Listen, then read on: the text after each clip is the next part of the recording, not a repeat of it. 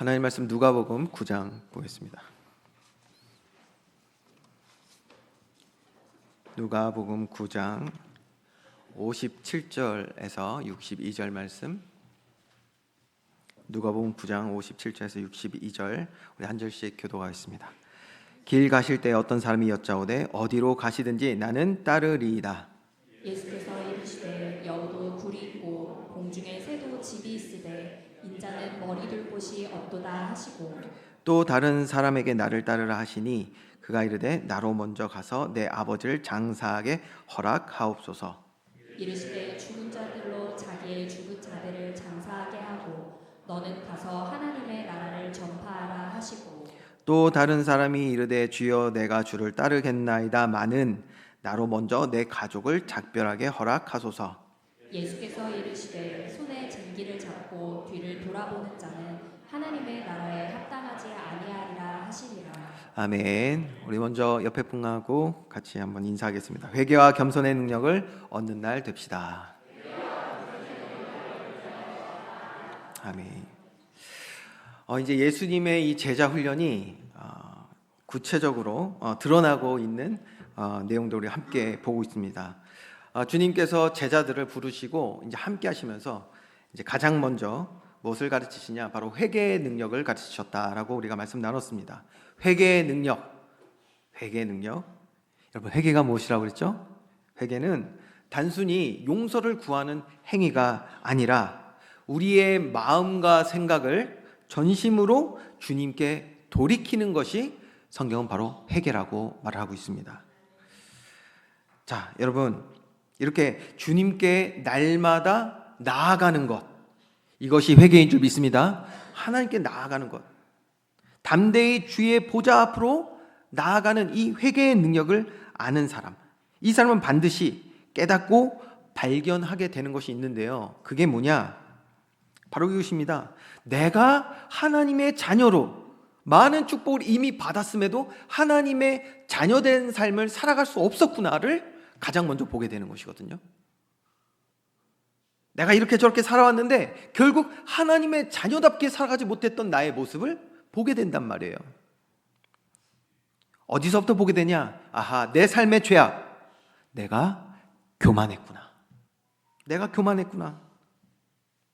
하나님의 그 보좌 앞으로 담대히 나아가는 회개. 날마다 내 생각, 내 뜻대로 삶을 살아가는 것이 아니라 하나님께로, 나를 지으시고 창조하시고 나를 구원하신 하나님께로 우리의 삶을 돌이키는 것, 이것이 회개인데, 회개를 하는 자, 참된 회개가 있는 자들은, 담대히 주의 보좌 앞으로 날마다 나아가는 자들은 무엇을 보게 된다? 내 안에 교만을 보게 된단 말이에요. 자, 그럼 교만은 또 무엇입니까?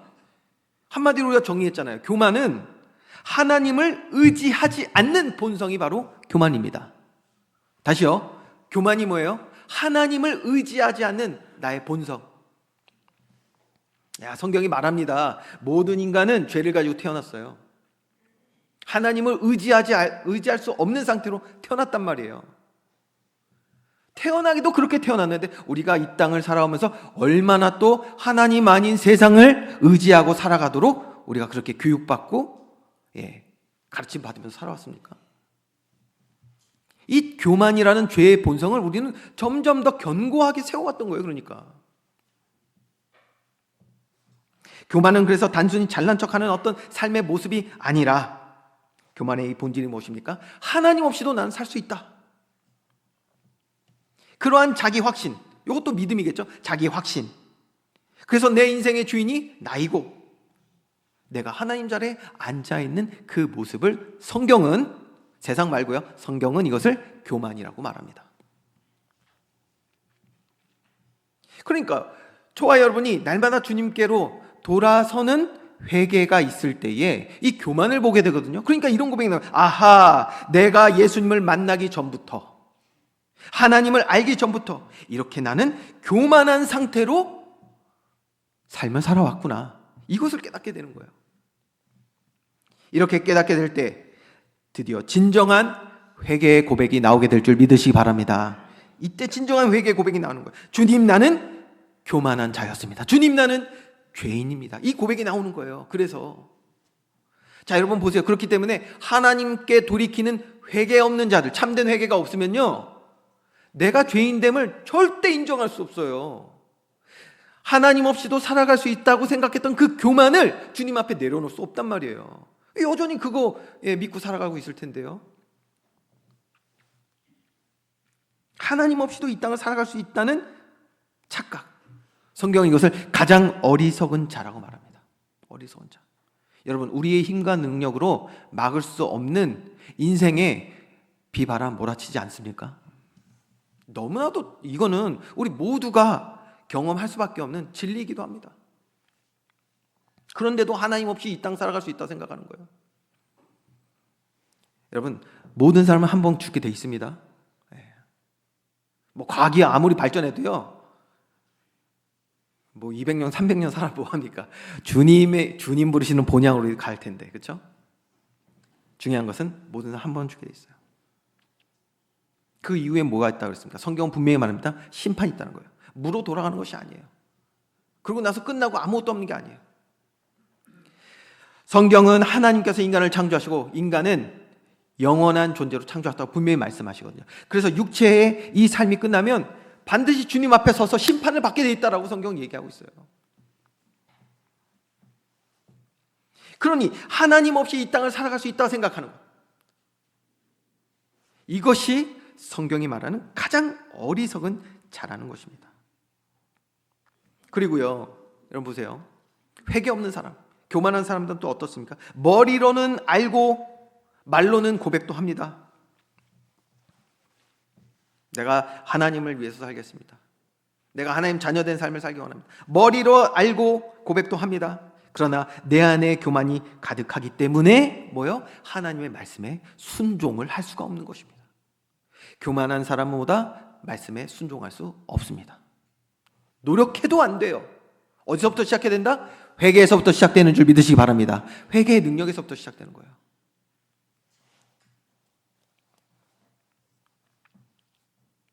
그러니까 회개의 능력을 가지고 주님 앞에 나아가는 사람들은 또 어떤 고백을 하게 됩니까? 이런 고백을 하게 되는 거예요. 주님, 나의 연약함을, 이 교만함을 용서하여 주시옵소서. 오늘도 세상을 향하던 나의 모든 마음과 생각을 주께 돌이키는 주의 은혜가 넘치게 하여 주시옵소서. 이것이 바로 주님께 나아가는 회개의 모습인 것입니다. 자, 그런데 어떤 분들이 이렇게 또 질문할 수도 있어요. 그러면 주님께 그렇게 돌이키는 것, 그것이 어떻게 능력이 되냐? 우리 고백했잖아요. 회개는 능력입니다. 근데 그것이 어떻게 능력이 되냐? 보세요, 여러분. 이 땅 모든 것은 아까도 말씀드렸지만 우리가 아무리 건강해도 200살 못 삽니다. 나중에 200살, 300살 못 삽니다. 우리가 생각하는 그 모든 세상의 부귀 영화 다 지나가는 것입니다. 11시 28분 까지 또 지나왔어요. 다 지나가고 있어요. 다음 주 5월입니다, 여러분. 전 지난번에도 며칠 전이었죠. 뭐 쓰는데요, 뭐 작성할 게 있었어요. 2025년이라고 썼다가 뭐 하는 거야 이 사람아. 2026년이더라고요. 지나갑니다. 어제 또 결혼식 있었어요. 결혼식인데 우리 혜림이 얼마나 또 이쁘던지. 관리를 잘 해야겠죠. 근데 그것도 또 지나갑니다. 다 지나갑니다. 여러분, 무엇을 얘기하려고 하냐? 회개가 왜 능력이냐?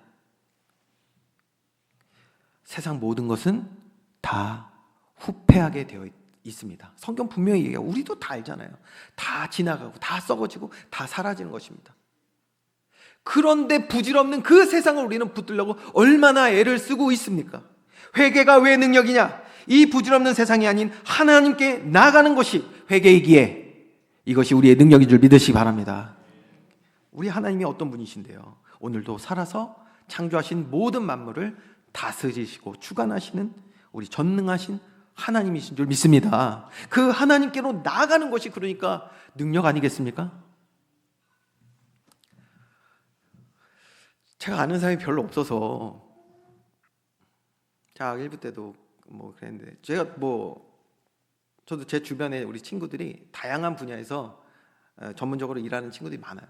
어떤 얘기를 할 때 그 친구들의 이야기를 빌어서 얘기하잖아요.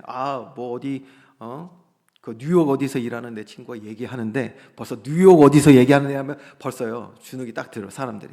그래서 목사님 친구 어디 뉴욕 어디서 일하나 보다. 그 얘기하는데 경제가 이렇게 되고 이렇게 된다더라. 그러면 사람들이요 그렇게 제 말을 인정해줘요. 능력 있는 친구의 말이라니까 그런 거죠. 그럼 저도 얘기하다 모르게 어깨가 올라갈 때도 있고. 여러분이 제 친구를 다 모르니까 우리가 한번 다 공감할 수 있는 사람을 또 얘기를 할게요. 생각나는 사람이 삼성의 그분밖에 없어. 이재용 회장. 자, 얘기를 또 해볼게요. 여러분 생각해 보세요. 이재용 회장이랑 여러분이 친하다고 생각해 보세요. 친하다고 생각해 보세요. 또 친하니까 괜히 또 피해주기 싫으니까 그냥 관계만 잘 가지면서 지낸다고 생각해 보죠. 그러면요 우리 삶에 지금 아무것도 없어도 여러분 아마 평안하실걸요. 내가 진짜 어려울 때 내가 말하지 않아도 나를 도와줄 수 있는 친구 이재용이 친구 이재용이라니까 너무 기쁘다, 그렇죠? 있는데 여러분 이렇게 당장 세상에 힘과 능력이라고 느껴지는 것이 나와 가깝기만 해도 이렇게 우리는 안도감을 느끼는데 여러분 이 모든 것은 어차피 다 지나가고요. 영원하신 우리 하나님은 우리와 영원히 함께 하신 줄 믿으시 바랍니다. 그 하나님을 우리가 사실적으로 믿고 그 하나님을 사실적으로 우리가 체험한다면 이거보다 큰 능력이 어디 있냔 말이에요. 그러니까 그래서 회개는 능력인 것입니다. 하나님과 교제할 수 있도록 내가 날마다 주님께로 돌아서는 것이 그것이 이 땅의 가장 큰 능력인 줄 믿으시기 바랍니다. 하나님 만나게 하는 능력, 하나님과 교제하게 하는 능력, 하나님과 깊이 사귐을 가질 수 있게 하는 이 능력. 그래서 이 능력, 회개의 능력은요 우리가 주님을 가까이 하면 할수록 우리 안에 있는 연약함을 그래서 보게 되는 거예요. 그 연약함이 뭐라고 했습니까? 바로 교만이거든요. 교만한 사람은 모든 성취를 내 공로이고 노력이고 의라고 그렇게 믿고 살아갑니다. 그러니까 문제가 뭐냐면 삶의 문제들 오거든요. 그 삶의 문제들 역시 내 지혜, 내 세상 경험 이런 걸로 계속 풀어가려고 한단 말이에요. 하나님 없이. 그러니 어떻습니까? 그런 사람들은 범사에 하나님을 인정하지 못하는 거예요. 더 나아가 뭘까요? 하나님 없이도 살 수 있다는 이 교만, 성경이 말하고 있는 이 교만으로 가득한 나를 부인할 수가 없는 거예요. 자기 부인이 안 되는 거예요. 그래서 예수님은 이렇게 교만에 사로잡혀 있던 제자들에게 무엇을 가르치셨냐? 우리 지난 시간에 봤죠? 어린아이를 세워놓고 이들을 영접하라, 섬기라고 말씀하시면서 바로 교만을 이기는 길인 겸손을 우리에게 가르쳐 주신 줄 믿으시기 바랍니다. 겸손. 여러분 겸손은 우리의 신앙의 큰 능력이고요. 거룩한 능력이 되는 줄 믿습니다. 겸손의 능력. 겸손은 뭐냐? 또 겸손은 또 얘기하겠죠. 이것은요 단순히 우리의 온화한 그런 삶의 모습을 이야기하는 것이 아닙니다. 겸손은 나는 주의 은혜가 아니면 아무것도 아닙니다 라는 고백인 것입니다. 정말 전적으로 하나님을 의지하는 믿음의 고백. 여러분 회개하는 자는 그렇기 때문에 무엇을 얻는다? 겸손의 능력을 얻게 될 줄 믿으시기 바랍니다. 여러분 이 겸손 아니면요 교만한 우리는 절대 하나님 말씀에 순종할 수 없어요. 순종하지 않는 자는 그렇기 때문에 무엇입니까? 하나님의 말씀의 능력을 체험할 수 없는 거예요. 나타나지 않아요. 자, 그러면 이제 이 서론이 조금 더 오늘도 길어지고 있는데 예수님의 이 제자 훈련, 이 그림이 명확해지죠? 도표를 한번 제가 준비했거든요. 예수님의 제자 훈련은 너무나 명확해요. 회개, 겸손, 순종을 가르치시는 거예요. 오늘 예수 그리스도 믿어 하나님 자녀된 저와 여러분에게 행하시는 제자 훈련, 성화의 과정이 무엇이다? 우리로 회개케 하시고 겸손을 얻어 말씀에 순종하는 자 되게 하시는 줄 믿으시기 바랍니다. 회개, 겸손, 순종. 이것이 바로 제자 훈련입니다. 제자 훈련.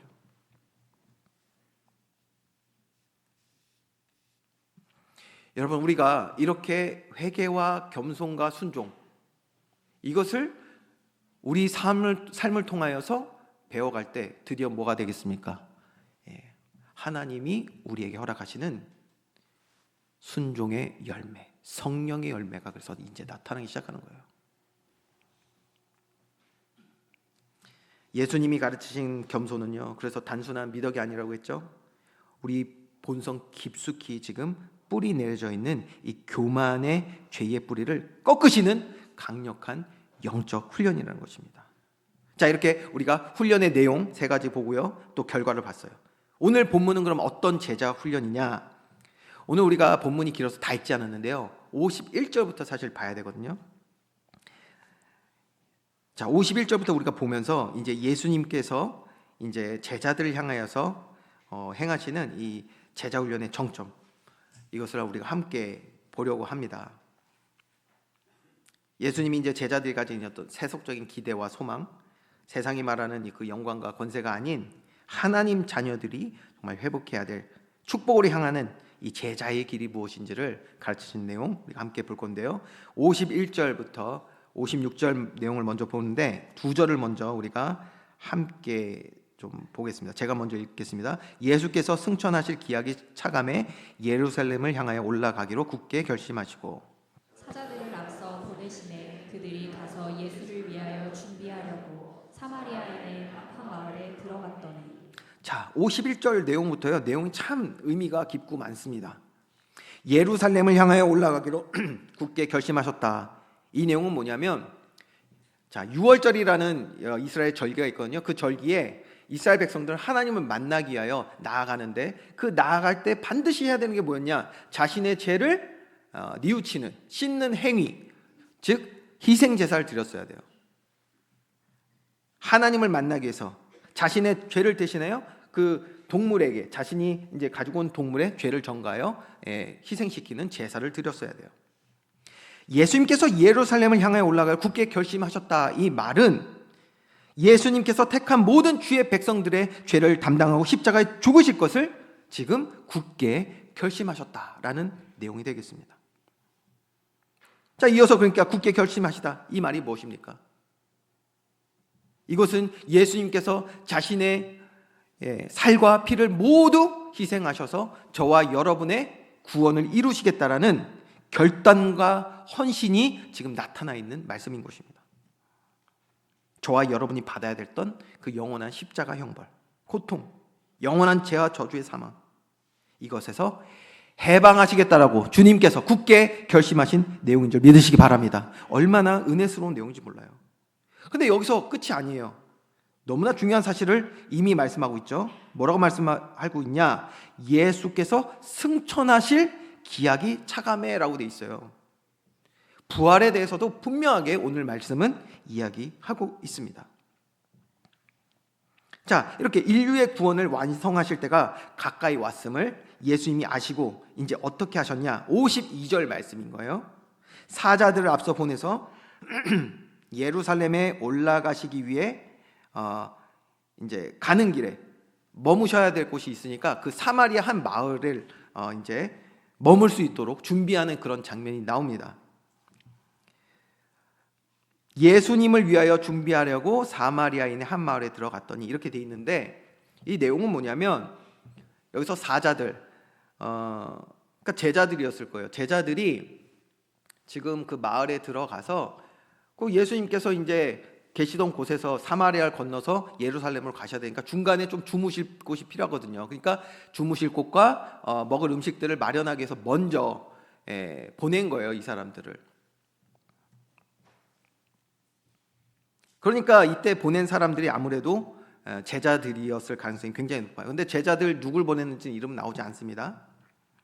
근데 중요한 게 있어요. 성경 볼 때 우리가 자세히 좀 꼼꼼히 봐야 되는 내용이기도 한데, 왜 여기서 제자들을 앞서 보냈다라고 하지 않으시고 사자들을 앞서 보냈다 이렇게 말씀하셨을까? 이게 오늘 우리가 또 생각해 봐야 하는 부분입니다. 사자, 여기서 말하는 사자는 뜻을 전달하는 자, 영어로 메신저라는 뜻이고 또 심부름꾼이라는 단어로 사용되던 단어입니다. 사자.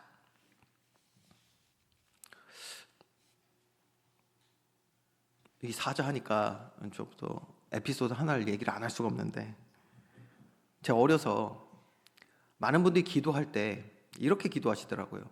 오늘 주님 세우신 주의 사자 목사님. 저는 어렸을 때 그래서 이 사자가 이게 목사님들을 이렇게 사자로 표현하는구나. 예. 여러분, 그래서 자녀들에게 또 잘 알려줘야 되고, 여러분들 듣는 여러분들도 잘 아셔야 돼요. 주의 사자 목사님 하니까 어떤 분도 진짜 그렇게 하시더라고요. 어떤 사자의 형상을 생각하면서. 저도 그랬거든요. 그러고 보니까 어떤 목사님들, 저는 설교 톤과 제 원래 목소리 톤이 거의 비슷합니다.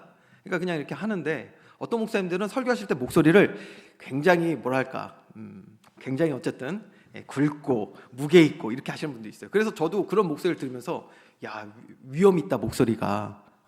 그리고 그러면서 또 힘 있게 하시는 거 보면 막 으르렁거리는 것 같기도 하고 그렇잖아요. 그러니까 야, 그래서 사자라고 하나 보다. 저 어렸을 때 그렇게 생각했어요. 아니면은 하나님의 사자라고 하니까 하나님이 앉아있고 옆에 사자 한 마리가 있는 거예요. 그게 그러니까 목사님들인데 이제 용맹스럽고 말이야, 그렇죠? 전 그런 줄 알았어요. 세상에 굴하지 않고 이런 모습. 그런 뜻이 아닙니다. 사자는 뭐다? 심부름꾼을 사자라고 말합니다. 지금 웃은 사람은 저랑 똑같은 생각을 했던 사람들이에요. 그러니까 중요한 건 뭐냐면, 왜 제자들이라고 표현하지 않고 이 사자라는 표현을 굳이 했을까? 여기 신학적으로 얘기가 참 많은데 뭐 그거를 지금 다 이야기할 수 없고요.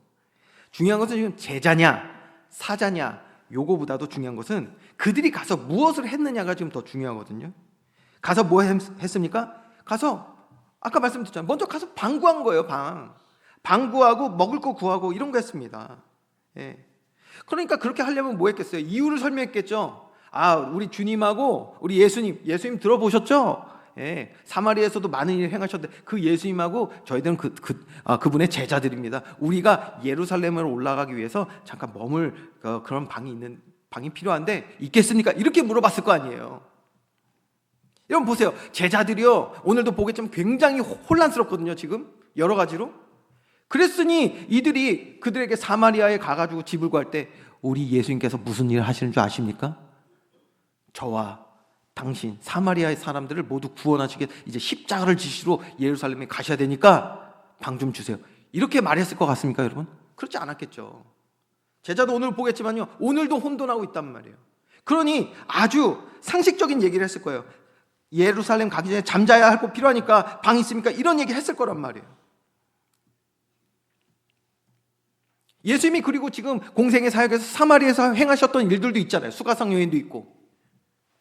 그렇기 때문에 사마리아에 들어가셔서 예수님께서 그들을 차별하지 않으시고 그들에게 가셔서 많은 일을 행하셨기에 이들이 굳이 예수님을 적대할 이유가 없어요.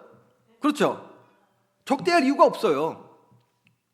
그런데 여러분 놀랍죠? 53절에 뭐라고 기록하고 있냐? 여러분 53절을 여러분이 한번 읽어볼까요? 시작. 예수께서 예루살렘을 향하여 가시기 때문에 그들이 받아들이지 아니하는지라. 여러분 이게 단순한 내용이 아니에요. 그래서 예수님이 적대감을 받으실 이유가 전혀 없어요. 그런데 이들은 예루살렘을 향하여 가신다라는 이 이야기를 듣고 예수님을 거부합니다. 다른 이유가 아니라니까요. 예루살렘으로 가시겠다는데 그거 굳이 거부할 이유가 뭐냐니까요. 여러분 여기는 굉장히 중요한 영적인 의미가 담겨 있습니다. 여러분 예수님께서 지금 왜 가세요? 예루살렘 왜 가신다? 십자가를 지시기 위하여, 저와 여러분의 구원을 완성하시기 위하여 지금 예루살렘으로 가시는 거잖아요. 그렇죠? 기약이 참에 구원을 이루시기 위하여 가시잖아요. 여러분 십자가 구원을 가장 싫어하고 두려워할 존재는 누굽니까? 누구예요? 사탄이겠죠? 그러면 사탄은 예수님이 십자가에 죽으시는 것이 구원의 완성이 되는 것을 알았을까요? 몰랐을까요? 정확하게는 아니어도 대충은 알 수밖에 없잖아요, 사탄이. 제가 이 말씀을요 묵상하면서요 계속 설교를 한 2번을 엎고 다시 하고 했어요. 어제도 늦게까지 계속 말씀나요. 지금 목이 살짝 잠겨 있는 이유도 그건데, 이 말씀을요 제가 깊이 한번 연구를 또 해보고 묵상도 해봤어요. 사탄은 예수님이 십자가에 죽으시는 것이 어떤 의미라고 알고 있었을까? 가만히 생각해보면 사탄이 몰랐을 리가 없거든요. 구약에서는 좀 몰랐을 수 있어요. 자, 천천히 한번 설명해 볼게요. 긴가민가 했겠죠. 왜냐하면 창세기 3장 15절 처음 아담과 하와가 범죄하였을 때 그 누가 유혹했냐? 옛뱀, 사탄이 유혹했거든요. 그래서 사탄이 저주받지 않습니까? 어떻게 저주받냐? 여인의 후손이 나중에 와서 내 머리를 상하게 할 것이다. 이 말씀이 있단 말이에요. 그때부터 사탄은 불안한 거예요. 그때부터 지금까지 뭐가 불안했냐? 내 머리를 상하게 한다는데 대체 구체적으로 어떻게 그게 머리가 상하는지 모른단 말이죠. 여인의 후손 또 누구야? 아브라함의 후손 이삭인가? 다윗인가? 내 머리가 박살날 것 같은데, 내가 알아야 이걸 막을 텐데, 모세인가? 계속 이러고 있었을 거란 말이에요. 긴가민가.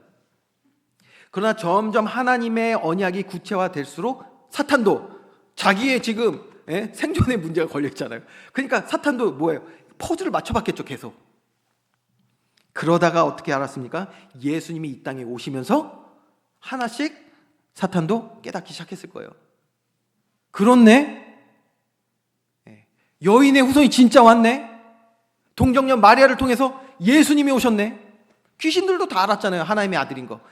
이제 알기 시작한다. 하나님의 아들이 나의 일을 멸하기 위해서 오셨구나. 이거 알았단 말이에요. 알았겠죠? 그래도 긴가민가해. 그런데 오신 건 알겠어. 근데 어떻게 내 머리를 상하게 한다는 거지?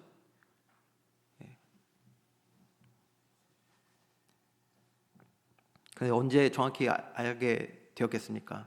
정확하게는 아니겠지만 마태복음 16장 우리가 봤던 내용. 예수님께서 드디어 드러내시고 말씀하십니다. 내가 예루살렘으로 가게 되면 장로들에게 핍박받고 십자가에 달려 죽게 되며 3일 만에 다시 부활하게 될 것을 예수님이 말씀하셨잖아요. 이때에 베드로가 항변하잖아요. 멱살 잡고 흔들면서 항변하잖아요. 절대 그럴 수 없다 이렇게 말하잖아요. 이때 예수님은 뭐라고 베드로에게 말씀하셨죠? 베드로야 정신 차려라. 내가 이 땅에 온 이유가 뭔지 너 잊었니? 라고 말씀하지 않으시고 뭐라고 말씀하셨죠? 사탄아 내 뒤로 물러가라. 너는 하나님의 일을 생각하지 아니하고 사람의 일을 생각하다 말씀하셨어요. 자, 그러니 우리가 알 수 있는 게 뭐냐? 이미 사탄은 예수님께서 예루살렘으로 올라가시면 안 된다는 것은 어느 정도 지금 위기감을 느끼고 있었던 거예요. 그러니까 이해가 되시죠? 그러니 이 소식을 가지고 사마리아로 제자들이 들어갔을 때에 놀랍게도 사람들은 예루살렘으로 예수님이 올라가신다는 것 그 자체로 말이에요. 그 자체로 예수님을 거부하는 모습을 우리가 보게 되는 것입니다. 이것이 어떻게 단순히 육신적인 반응이었겠습니까? 놀라운 것은 그 다음이거든요. 54절부터 56절 말씀도 한번 여러분들이 한번 합독하 있습니다. 시작. 제자 야고보와 요한이 이를 보고 이르되 주여 우리가 불을 명하여 하늘로부터 내려 저들을 멸하라 하기를 원하시나이까. 예수께서 돌아보시며 꾸짖으시고 함께 다른 마을로 가시니라. 자, 예루살렘으로 가시기 전에 머무셔야 되는 그 사마리아 마을에서 이렇게 예수님이 거부를 당하셨잖아요. 그러니까 이것을 보고 있던 야고보와 요한이 어떻게 격분한 거예요, 격분. 그래서 뭐라고 말합니까? 주여 우리가 불을 명하여 하늘로부터 내려 저들을 멸하라 하기를 원하시나이까? 이렇게 말을 하거든요. 저는 이 장면을 보면서 살짝 웃었어요. 지금 야고보와 요한은요 아직도 흥분된 상태에 있어요. 지난 시간에 봤죠? 그 전에 장면이 뭐예요? 변화산에서 예수님께서 모세와 엘리야를 만나는 장면을 이들이 봤잖아요. 그러니까 너무 자신들의 욕구에 충족이 됐었나 봐요. 그러니까 갑자기 뭐예요? 주여 우리가 불을 명하여. 불하면 또 엘리야인데 하여튼 불을 명하여.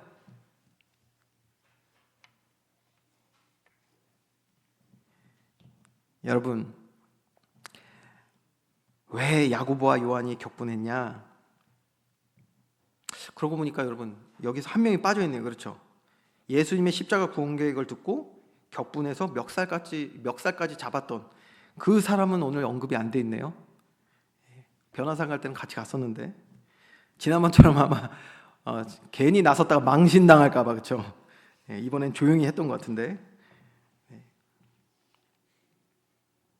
오늘 야고보와 요한 그리고 베드로는 여전히 어떤 마음의 상태를 가지고 있었다? 예수님이 예루살렘에 올라가시면 죽으시는 것이 아니라 어마어마한 능력과 권세로 이 땅 모든 것을 회복하실 것을, 그것을 기대하고 소망하면서 자신들이 그 안에서 또 주님과 함께 뭔가 큰 자리를 얻을 것을, 그것을 기대하면서, 그래서 흥분하고 있었고, 그래서 엘리야의 능력을 얘기를 하질 않나 이러고 있었단 말이에요. 놀라운 것, 오늘 보면 예수님을 거절한 것에 대하여 사마리아인들을 혼내신 것이 아니라 55절 보니까 예수께서 야고보와 요한에게 돌아보시며 꾸짖으셨다라고 말씀하고 있어요. 혼난 이유는 그렇기 때문에 베드로가 혼이 났던 거랑 똑같은 것이겠죠. 하나님의 일을 생각하지 않고 사람의 일, 즉 여전히 자신들의 목적을 이루기 위한 수단으로 예수님을 따르고 있고, 그래서 이렇게 감정 표출하고 있는 야고보와 요한의 모습이었다는 것을 우리가 알 수 있는 것입니다. 예수님은 지금 구원의 때가 가까이 왔고 그것을 이루시기 위하여 지금 예루살렘으로 가시겠다는데 제자들은 여전히 자신들의 생각에 사로잡혀 이 헛된 것들을 지금 말하고 있단 말이에요. 뭐 초막셋을 짓겠다고 하질 않나, 뭐 하늘에서 불을 내려서 지금 뭐 멸하겠다고 하질 않나, 전혀 구원과 상관없는 그런 것도, 헛된 것들을 자꾸 구하고 있단 말이에요. 저와 여러분도 이루고 있을 수 있다는 것을 우리는 오늘 말씀을 통해서 봐야 되거든요. 우리가 오늘 구해야 되는 것이 무엇입니까? 주님은 지금 이 일을 통해서 그래서 제자들의 이런 민낯을 계속 드러내시는 거예요. 그리고 나서 여기서 끝이 아니라 이제 어떻게 하십니까? 마을과 마을 사이를 이동하시면서 예수님이 아주 단단히 마음 먹고요, 제자들의 이런 모습들을 더 세밀하게 드러내시는 장면이 오늘 우리가 읽은 57절 62절의 말씀입니다. 예수님께서요, 제자들의 상태를 드러내시기 위하여 일부러 세 부류의 사람을 만나고 그 만나는 장면에서 많은 것들을 또 알게 하시거든요. 세 사람을 만나세요. 세 부류의 사람이 있죠. 이것은 제자들의 모습이기도 했고, 이것이 오늘 혹시 우리들의 모습일 수도 있다는 것입니다. 첫 번째, 57절에서 58절 말씀 보면 어떤 사람을 만나냐? 한 사람이 예수님께 나와서 이렇게 말을 하는 거예요. 어디로 가시든지 나는 주님 따르겠습니다. 어디로 가시든지 주님 따라가는 저와 여러분 되기를 주님의 이름으로 축원드립니다. 요즘 되면 항상 그래요. 아멘이 좀 작아져요. 고민들이 많은 거지, 이때부터. 자, 이 사람도 보세요. 호언장담하고 있어요. 내 주님 어디 가시니 나 따라가겠습니다. 베드로의 모습이기도 하죠. 베드로의 상태를 지금 드러내고 계신 것 같아요. 어디를 가시든지, 주님 무엇을 하시든지 제가 함께 하겠습니다. 따르겠습니다. 호언장담하는데 주님이 딱 한마디로 그의 상태를, 그의 진심을 나타내세요. 어떻게 했습니까? 인자는 머리 둘 곳이 없다. 이 말 듣고 근심하며 그는 주님 따르기를 거부하고 떠나간단 말이에요. 이게 어떤 상태로 그러면 말을 한 것입니까? 예수님 잘 믿으면 내 삶에 평안이 가득하겠지. 지금 당장 조금 수고스러워도 예수님 잘 믿으면 나에게 육신의 필요 주님께서 채워주시겠지. 육신의 필요를 채우기 위한 목적과 수단으로 신앙생활을 하고 있다면, 그것이 아무리 믿음의 말이라고 해도, 우리가 아무리 주께 헌신했다고 해도 결국 내 삶에 내가 원치 않는 일이 일어날 때 그들은 주님을 다 떠나게 된다는 것입니다. 여러분, 이것은 제자의 길이 아닙니다. 두 번째, 59절에서 60절 말씀. 이 사람은 주님께서 말씀하세요. 나를 따르라고 말씀하니까 그러니까 뭐예요? 12제자 외에도 많은 사람들이 예수님을 따랐거든요. 그래서 말한 거예요. 저 사람 따르길래 말했죠. 사실은 뭐다? 우리들의 영적인 상태를 드러내기 위해서, 제자들의 영적 상태를 드러내기 위해서 하시는 건데 따르라고 하니까 뭐라고 얘기하냐? 아버지를 장사하고 나서 따르겠다라고 하는 장면이 나와요. 그때 예수님이 뭐라고 말씀하시냐? 죽은 자들로 자기의 죽은 자들 장사하게 하고 너는 가서 하나님의 나라를 전파하라, 이렇게 말씀하세요. 여러분, 지금 예수님께서 그 인륜을 무시하는 그런 발언을 하신 것입니까? 여러분 어떠세요? 주님께서 우리에게 맡기신 사명이 있어. 그런데 장래가 난 거예요. 뭐가 우선입니까? 자, 이거 대답하지 마세요, 여러분. 반대 이상한 대답할 게 뻔하니까. 이거는 내용 자체를 우리가 오해하고 있는 경우가 많아요. 이게 무슨 말이냐면, 내가 지금 모시고 있는 부모님이 있는데 그분들 돌아가고 장례 치르고 나면 내가 주님 따르겠습니다, 이 말이에요. 이해가 되시죠? 지금은 주님 따를 수 없어요. 내게 중요한 거 요거 다 하고 나면 따르겠습니다, 요 내용이거든요.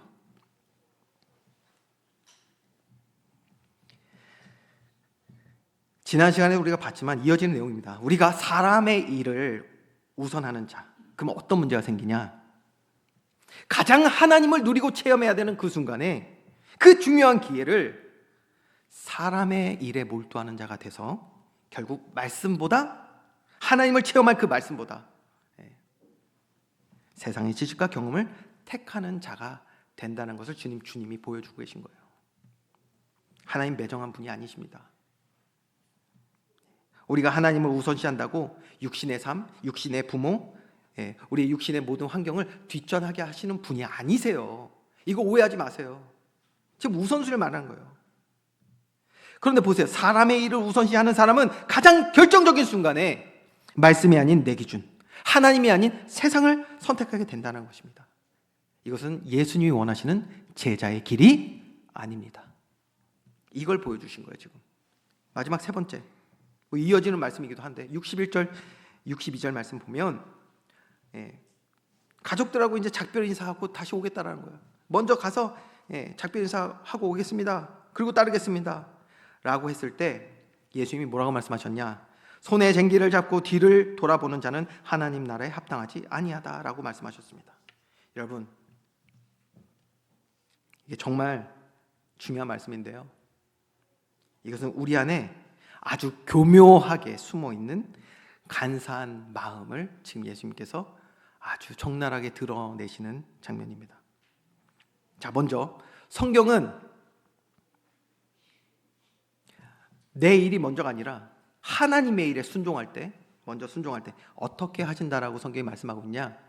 자, 이제 수요일 날 말씀 나눴던 내용인데요. 잠언 3장 9절에서 10절 말씀 한번 여러분들이 한번 같이 합독해 볼까요? 시작. 내 재물과 내 소산물의 처음 익은 열매로 여호와를 공경하라. 그리하면 내 창고가 가득히 차고 내 포도즙 틀에 새 포도즙이 넘치리라. 아멘. 말씀에 순종하면 하나님이 그 말씀에 순종하는 겸손한 자들을 통하여 그들 축복의 통로로 이용하시가요 가득히 풍성히 축복해 주실 줄 믿으시기 바랍니다. 분명히 성경은 그렇게 얘기하고 있잖아요. 그런데 이렇게 말씀하고 있단 말이에요. 그리하면이라는 걸 제가 이렇게 하이라이트를 해놨는데 그 앞뒤로 보시면 돼요. 그럼 뭐가 우선입니까? 내 재물과 내 소산물의 처음 익은 열매로 여호와를 공경하는 게 먼저란 말이에요. 먼저. 그런데 여러분, 우리 안에 있는 아주 교묘하고 간사한 마음이 무엇이냐? 오늘 이 61절, 62절에 나와 있는 이 사람처럼 따르겠다는 거예요. 근데 먼저 가서 자기에게 중요한 거 작별 인사하고 그리고 나서 따르겠다라는 거거든요. 여러분 어떻습니까? 회개와 겸손 그리고 순종으로 이어지는 이 성화의 과정을 무시하고 여전히 내 유익, 내 소원을 먼저 하는 사람, 거기에 매몰된 사람은 여러분 어떻게 말하는 줄 아십니까? 이 잠언 3장 9절 10절 말씀 가지고 어떻게 말하냐? 이렇게 말하는 거예요. 하나님, 먼저 내 창고를 가득히 채워주세요. 하나님, 내 창고를 가득히 채워주세요. 그러면 진짜로, 하여튼 여기다 강조를 그냥 세게, 진짜로 하나님 잘 섬길게요. 진짜요, 여러분. 진짜라니까요, 하나님. 이렇게 기도하고 또 그렇게 똑같이 기도해. 그런데도 안 되면 어때? 하나님, 진짜라니까요. 아니, 마음을 감찰하신다면서 제 마음을 좀 봐보세요. 감찰해 보시라니까. 진짜라니까요. 정말 잘할게요. 여러분, 그러면 하나님께서 뭐라고 하시는 줄 아시죠? 마음을 살피시는 하나님께서 마음을 살피십니다. 진짜 마음을 살피세요. 그리고 말씀하셔. 응, 아니야. 아니야. 그거 순종 아니야. 순종 아니야. 여러분, 보세요. 이런 우리 안에 있는 교만하고 간사한 마음이 순종의 열매, 우리가 순종해서 저 받아야 될 하나님이 약속하신 그 응답, 말씀의 성취를 얻지 못하게 한다니까요. 이 마지막 부류의 사람이 어떤 사람이냐? 어떤 사람이냐? 바로 순종이 아닌 조건을 택하는 신앙. 조건을 택하는 신앙. 하나님 먼저 나한테 이렇게 해주시면 내가 이렇게 할게요. 조건을 거는 신앙. 여러분, 이것은 제자의 길이 아닙니다. 자, 결론입니다. 인간적인 눈으로 보면요, 그렇기 때문에 이 길이 너무나도 협착하고 거칠어 보일 수 있습니다. 가혹해 보일 수 있어요. 잠자리도 없고 가족과의 작별도 미뤄야 하는 것처럼 보이고, 물론 그런 의미가 아닙니다. 그런 의미가 아니지만 결국 우리가 질문을 이렇게 해야 돼요. 왜 예수님은 그 제자들, 부르신 제자들을 이 제자의 길로 인도하고 계시냐? 이것을 왜 계획하셨냐는 거예요. 답은 매우 간단하거든요. 이 제자의 길이 우리에게 가장 복된 길인 줄 믿으시기 바랍니다. 제자의 길이 가장 복된 길이기 때문에. 제자의 길은요, 어떤 길이냐? 내 계획이 무너지고 대신 하나님의 계획이 성취되는 길입니다. 내가 내 인생을 책임질 때는요, 불안하고 두렵고 염려되는 일 가득합니다. 그러나 그 모든 것을 하나님의 주권 앞에 우리가 항복할 때, 내려놓을 때에 그 걷는 모든 길은 비로소 세상이 줄 수 없는 참된 평안과 기쁨과 응답 가득한 삶이 되게 될 줄 믿으시기 바랍니다. 제자의 길은 축복입니다. 여러분, 그거 아십니까? 세상이 주는 안락함, 우리가 가지고 있는 많은 인간관계에서 오는 그런 풍요로움, 인맥들, 또 육신적인 우선순위 되는 것들, 사실 여러분 잘 생각해 보세요. 이 모든 것들이 나로 하여금 하나님을 만나지 못하도록 우리를 가로막고 있지는 않습니까? 그래서 성경은 이것을 뭐라고 얘기하냐? 이것을 우리로 하여금 세상에 묶어두는 사슬이라고 말을 하는 거예요. 사슬의 메인자들. 그걸 다른 말로 하면 이렇게 노예되게 만든단 말이에요. 마음과 생각 완전 뺏겨요. 중독되게 만들어요. 오늘 우리 주님은 그 사슬을 끊어내고 우리를 하나님의 형상대로 회복시키시기 원하시는 줄 믿으시기 바랍니다. 쟁기를 잡고 앞만 보고 가는 농부처럼 오직 영원한 것을 향하여, 진리를 향하여 달려갈 때 우리 인생은 하나님 보시기에 존귀한 삶, 좋았더라, 가장 영광스럽고 빛나는 하나님 자녀된 삶이 되게 될 줄 믿습니다.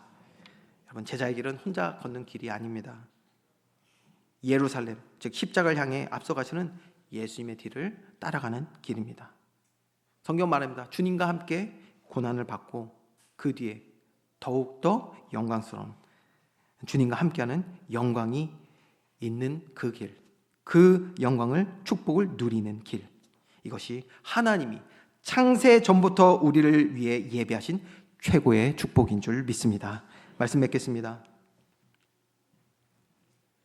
오늘 우리 예수님께서는 예루살렘을 향해 굳게 결심하시고 걸어가신다는 것을 보게 됩니다. 구원의 완성을 위해서 가시는 그 길입니다. 그리고 제자들에게도 그 길을 보여주시며 제자의 길을 걸을 것을 말씀하고 계신 것입니다. 이 제자의 길은요, 저와 여러분을 하나님의 자녀로 회복하고 완성해 가시는 가장 복된 길인 줄 믿습니다. 그러나 동시에 그 길을 가지 못하도록 하는 내 안에 이미 뿌리 내려진 많은 죄의 유혹과 공격이 있다는 것도 주님이 보여주시는 그러한 내용이 되는 것입니다. 그래서 온전한 나로 하나님 자녀된 삶을 살아가는 우리의 삶이 되기 위해서 우리는 그래서 제자 훈련이 반드시 필요한 것입니다. 성화의 과정이 반드시 필요한 것입니다. 그래서 바른 제자의 길을 걸어갈 수 있는 저와 여러분 되기를 주님의 이름으로 축원드립니다.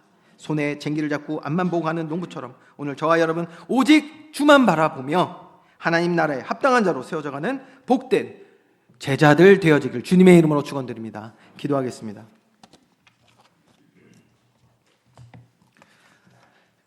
고마우신 하나님, 오늘도 주의 말씀으로 우리의 마음과 생각을 치유하시고 회복하시며 주님께로 한 걸음 한 걸음 더 나아갈 수 있는 귀한 은혜의 시간으로 허락하심에 감사를 드립니다. 하나님, 우리의 입술의 고백만이 아닌 우리의 삶으로 제자의 길을 걸어가게 하여 주시옵소서. 주님이 나와 함께 하시며 그 십자가의 영광이 오늘 우리의 삶을 통하여 드러나기를 간절히 소망합니다. 주님께서 기뻐하시는, 주님과 동행하는 그런 믿음의 길 되어서 제자에서 증인으로 하나님의 영광 가득한 우리 개인과 가정과 우리가 허락하신 모든 삶의 모습 되도록 주님 축복하여 주시옵소서. 감사드리며 예수 그리스도의 이름으로 기도합니다. 아멘.